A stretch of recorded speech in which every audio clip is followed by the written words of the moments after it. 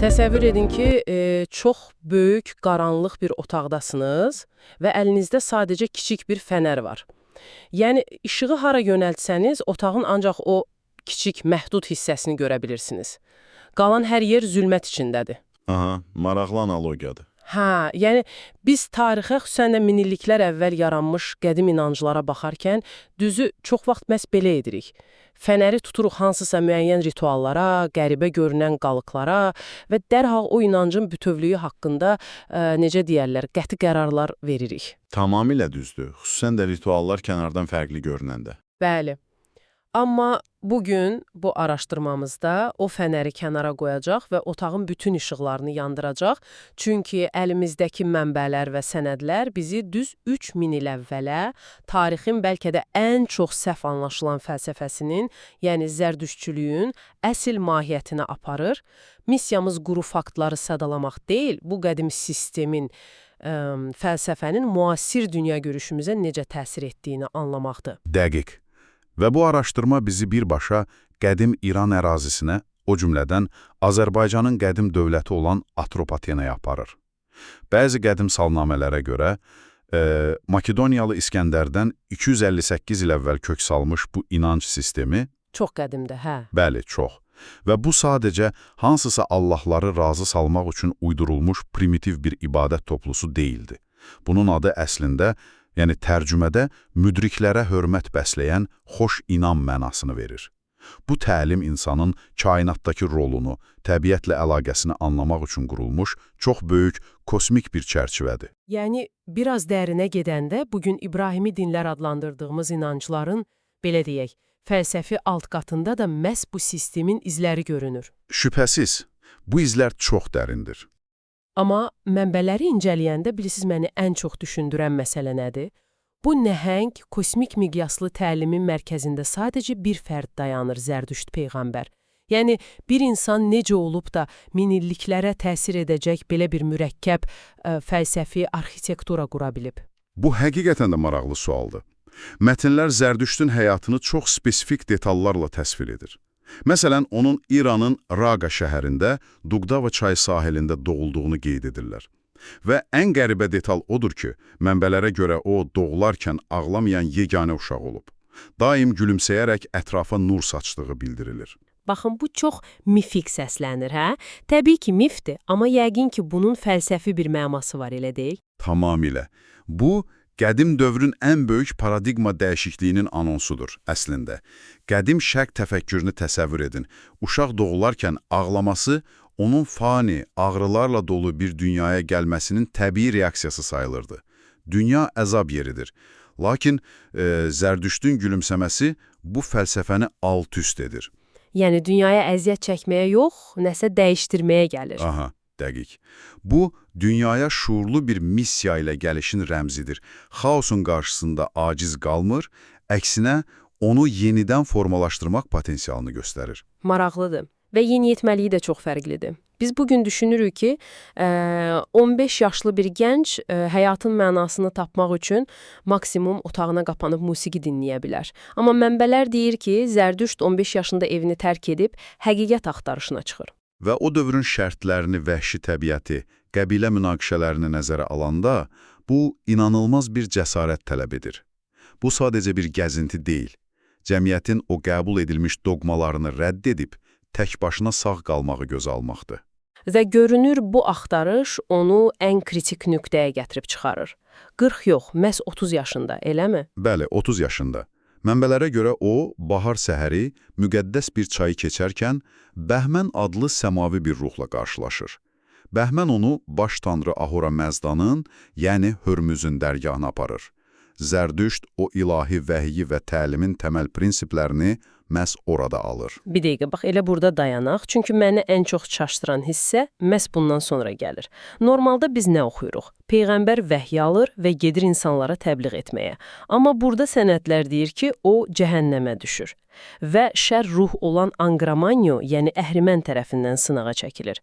Yəni, Cəhənnəmə enmək nə dərəcədə məntiqlidir? Niyə birbaşa şər qüvvənin mərkəzinə gedir? İlk baxışdan qəribə görünür. Amma bunun çox güclü bir psixoloji məntiqi var. Baxın, Ahura Mazdanın dərgahında siz yalnız nizamı, işığı görürsünüz. Hər şey mükəmməldir. Lakin sən insanlara bu işığı necə qorumağı öyrədəcəksənsə, qarşıdakı təhlükəni, o xaosu da dərindən tanımalısan. Düşmənini tanımalısan yəni. Dəqiq. Cəhənnəmə enmək, insanın öz daxili qaranlığı və kainatın ən dağıdıcı qüvvələri ilə üzləşməsidir. Əhrimən ona bütün dünyəvi hakimiyyəti təklif edir. Tək o öz yolundan dönsün. Lakin Zərdüşt heç bir vəclə sınmır. Bununla ardıcıllarına çox vacib bir mesaj verir. Şər nə qədər güclü görünsə də, insanın daxili işığını və iradəsini zorla əlindən ala bilməz. Şər, yalnız sən ona boyun əydikdə güc qazanır. Çox fəlsəfidir, doğrudan da. Və bu sınaqlardan sonra o təlimini o müqəddəs kitaba, Avestaya çevirir. Təlimin mərkəzində də bu məşhur xeyir və şər mübarizəsi, yəni kosmik dualizm dayanır. Aha, ən böyük yenilik də elə budur. Namımı oxuyanda yadıma müasir video oyunlar düşdü. Sanki nəhəng bir kosmik video oyunudur. Dünya da bir döyüş meydanıdır. Və insanlar da orada pasiv izləyici deyillər. Onların hər bir hərəkəti ya xeyrə, ya da şərə xal qazandırır. Çox gözəl müqayisədir. Amma bir ziddiyyət var burada. Mənbələr deyir ki, sonda Ahura Mazda mütləq qalib gələcək. Yəni, şər məhv olacaq.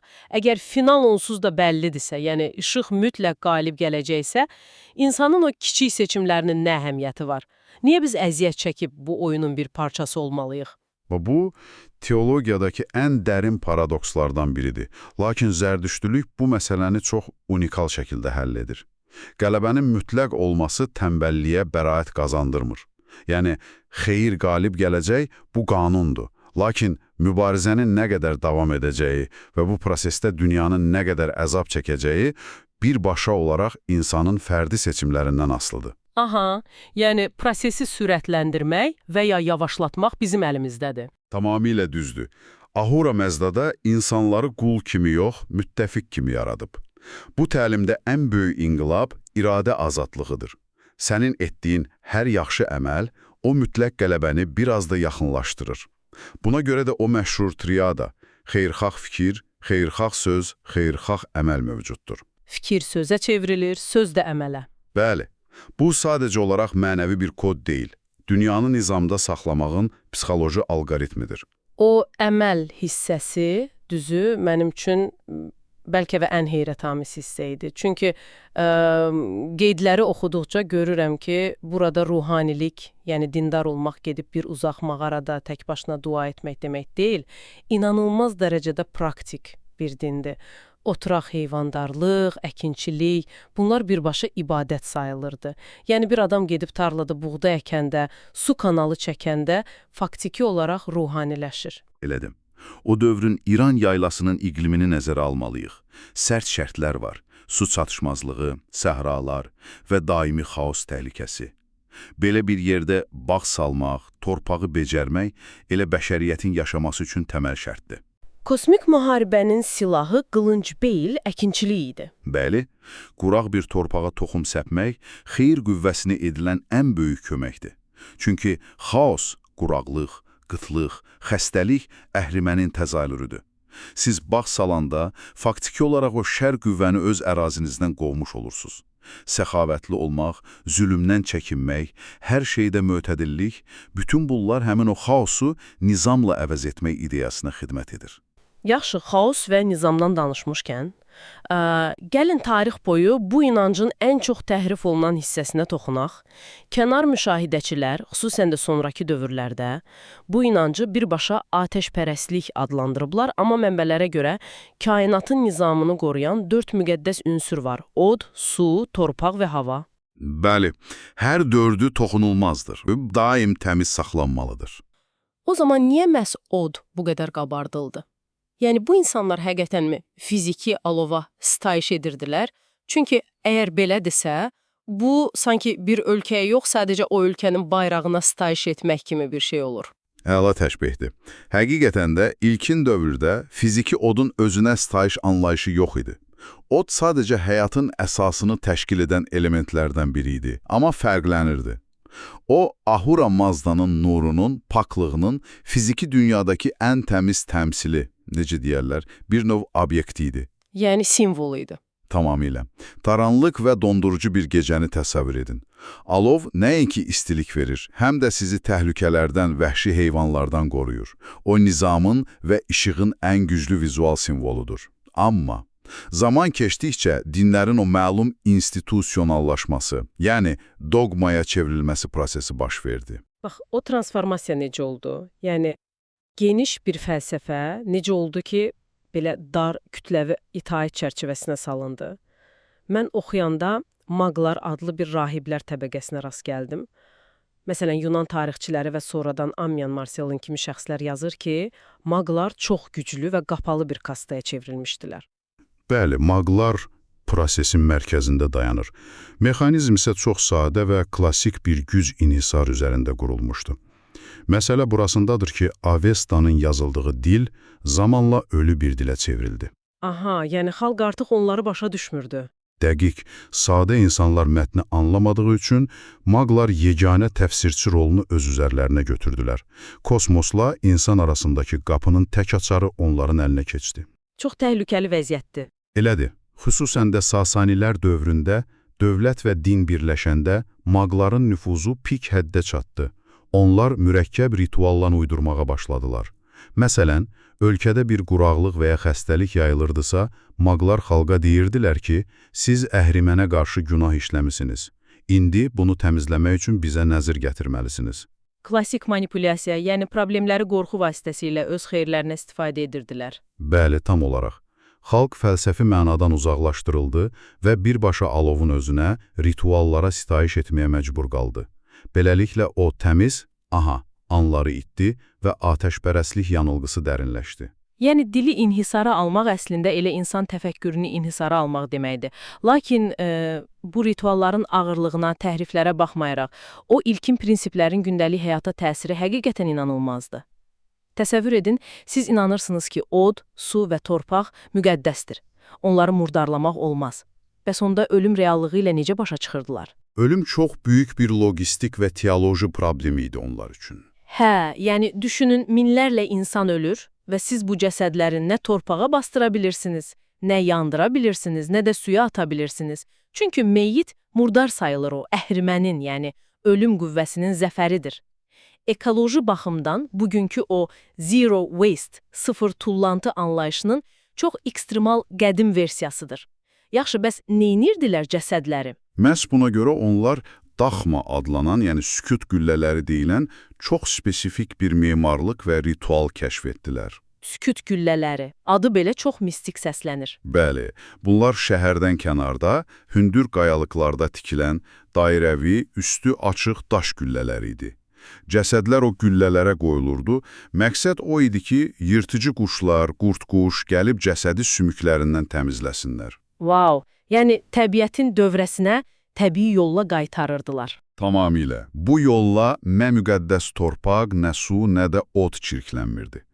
Quşlar əti təmizlədikdən sonra sümüklər günəş altında quruyub ağarırdı. Və yalnız bundan sonra o sümüklər toplanıb, güllənin mərkəzindəki böyük quyuya tökülür, yaxud da o suari adlanan daş qutulara yığılırdı. O suarilər, mən o detallara baxanda bilirsiniz, məni nə təəccübləndirdi? O qutular sadəcə sümük yığmaq üçün adi qablar değildi. Üzərlərində çox incə naxışlar, dini simvollar var idi. Bu sübut edir ki, onlar ölülərinə hörmət etmirdilər. Fikri tamamilə səhvdir. Əlbəttə səhvdir. Onlar sadəcə olaraq çürüyən biologiyanın, kainatın o müqəddəs nizamını pozmasına icazə vermirdilər. Yəni, təbiətin təmizliyi insan bədənindən qat-qat üstün tutulurdu. Amma təbii ki, bu cür mürəkkəb qaydaları minilliklər boyu ancaq kahinlərin sözü ilə ayaqda saxlamaq mümkün değildi. Düzdür. Hər hansı bir böyük fəlsəfənin və ya ideologiyanın ayaqda qalması üçün ciddi siyasi dəstək lazımdır. Zərdüştçülük üçün də bu dəstək Şah Viştasp oldu. O, Zərdüştlə qarşılaşır, onun təliminin dərinliyini anlayır və fəlsəfəni rəsmən qəbul edir. O dövr üçün yəqin ki, çox böyük risk idi. Həm də necə? Əcdadların dinindən dönmək, qonşu hakimləri qəzəbləndirirdi və bu da müharibələrə səbəb oldu. Amma Viştasp geri çəkilmədi. O, indiki Əfqanistan və Mərkəzi Aziya ərazilərində, yəni Baktriyada atəşkədələr inşa etdirdi. Zərdüştün özü də ömrünün sonlarını bu atəşkədələrdə dərs keçərək təlimini formalaşdıraraq yaşadı. Bəzi mənbələrə görə həyatı düşmənlərin hücumu ilə bitdi. Amma onun səpdiyi nizam toxumu artıq böyümüşdü. Avesta formalaşmış, qanunlar kodlaşdırılmışdı. Deməli, biz sadəcə olaraq o qaranlıq otaqdakı fənər işığına düşən qəribə rituallardan danışmırıq, biz bugün böyük ölçüdə dünyanın əxlaq sistemini formalaşdıran nəhəng bir mühəndislik işindən danışırıq. Mənbələrin orta xəttinə baxanda nəticə aydındır. Bu təlim cənnət və cəhənnəm konsepsiyasını, insanın öz əməllərinə görə sorğu-sual olunması fikrini və ən əsası xeyir və şər arasındakı qütbləşməni sistemləşdirib bəşəriyyətə verdi. Sonradan yaranan bütün o böyük inanclar bundan bəhrələndi. Bəli, bugün biz o qədim adları xatırlamasaq da, fəlsəfənin özü şuuraltımızda yaşayır. Hər dəfə biz kiçik bir yaxşılıq edəndə, nizam yaratmağa çalışanda, əslində o 3000 il əvvəlki mexanizmi işə salmış oluruq. İnsanın passiv deyil, kainatın birbaşa aktiv hərəkət verici qüvvəsi olması ideyası bugün də çox aktualdır. Və bu da bizi sonda çox provokativ və düşündürücü bir sualla baş-başa buraxır. Bilirsiniz, müasir həyat çox vaxt bizi inandırmağa çalışır ki, biz kainat miqyasında sadəcə kiçik toz dənəciyik, yəni heç nəyi dəyişmirik. Amma əgər o qədim sənədlərdəki məntiqə, o böyük kosmik mübarizəyə inansaq, onda hər şey fərqli şəkil alır.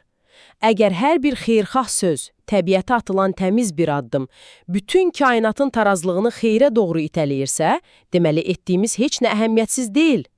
Bəlkə də müasir dövrün ən böyük problemi bizim öz əməllərimizin kosmik dəyərini unutmağımızdır.